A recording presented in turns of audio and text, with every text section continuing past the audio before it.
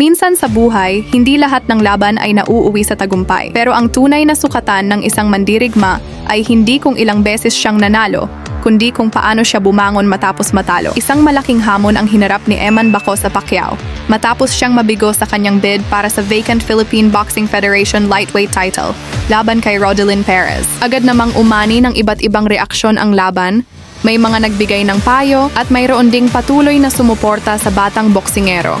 Kasabay nito, lumabas din ang iba't ibang usapin online. May mga pahayag tungkol sa umano'y training plans ni Manny Pacquiao para kay Eman, mga komento mula sa ilang personalities, at maging mga haka-haka sa social media na kalaunan ay na-fact-check at napatunayang walang kaugnayan sa mismong laban. Samantala, ipinagtanggol naman ni Joanna Rose Bacosa, nanay ni Eman, ang kanyang anak laban sa mga negatibong komento.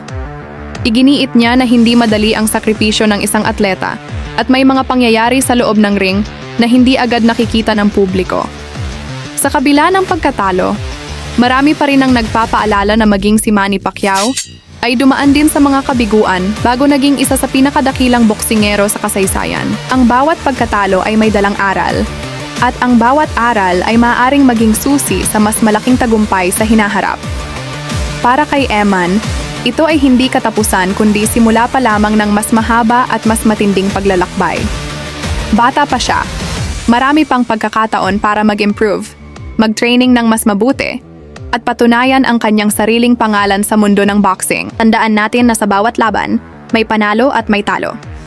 Ang pinakamahalaga ay tanggapin ang resulta, matuto sa mga pagkakamali, mag-move on, at gamitin ang karanasang ito para maging pinakamahusay na bersyon ng sarili sa susunod na pagkakataon. Laban lang, Eman.